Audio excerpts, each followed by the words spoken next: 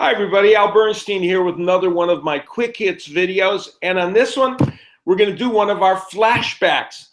And in this case, we're flashing back to July 9th, 1981, when I did a fight that involved Caveman Lee against John LoCicero. This was a match on the ESPN Top Rank Boxing Series, very much in the embryonic stages of my broadcasting career.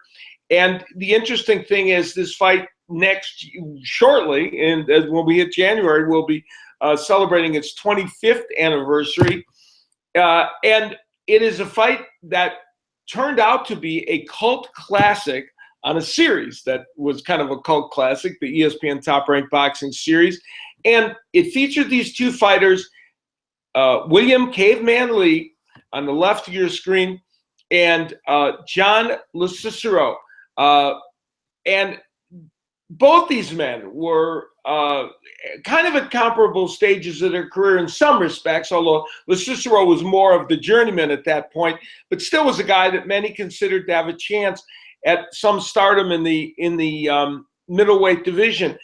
Caveman Lee came into the fight 20-2, a 24-year-old. LoCicero, a little older, came in at 17-5, and this was a fight that was promoted by in Detroit in connection with the Kronk Gymnasium.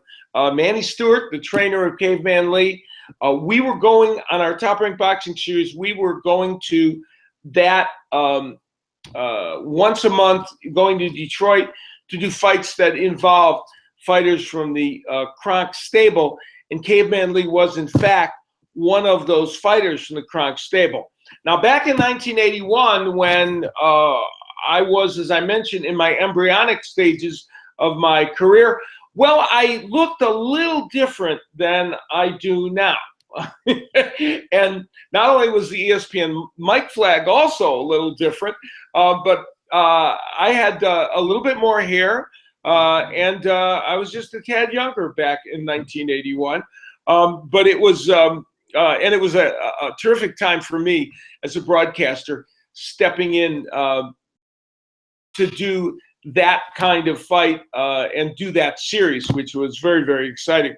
Now, that evening was fascinating because the fight was being held at the 20 Grand Showroom, which was a nightclub in Detroit.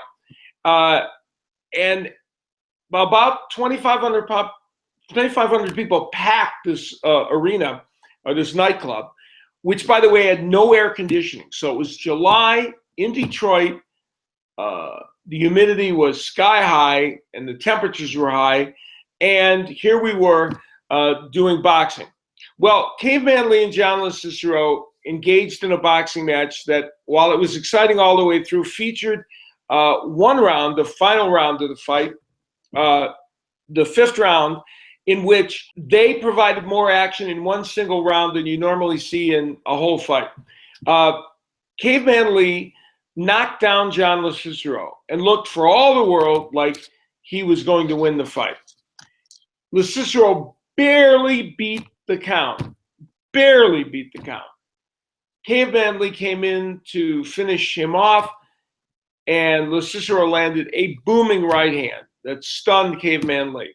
John LoCicero proceeded to answer, or to throw and land something like 20 unanswered punches. All of them were power punches. And Caveman Lee was somehow still on his feet when that whole barrage ended. And John LoCicero had punched himself out, and Caveman Lee came back to knock LoCicero out. We have a link on this Quick Hits to the video of the fight. I urge you to watch it. You will be astonished at what you see. It is the craziest round of boxing I think I've ever seen in the sport, because for all the world it looked like LoCicero was out, and then it looked for all the world like Caveman Lee could never continue, and both those things turned out to not be the case. This fight, as I mentioned, has become kind of a cult classic. I when I do my boxing party and sports party shows, stage shows around the United States and elsewhere, I use the video of this fight, that round, in my show, and it is amazing the reception that it gets. And part of the reason I did this flashback is because recently I've received a lot of tweets and other communications about the fight. So it's fun to go back and relive some special moments from that fight. It was very exciting. Ultimately, Caveman Lee would get a shot not too long after this against Marvin Hagler for the middleweight title. He didn't fare so well in that one. But this fight and this moment puts Caveman Lee and John LoCicero in a very unique position in boxing history, because they created a fight that has lived on now almost 25 years after the fight. Hope you enjoyed this flashback on our quick hits. We'll see you next time.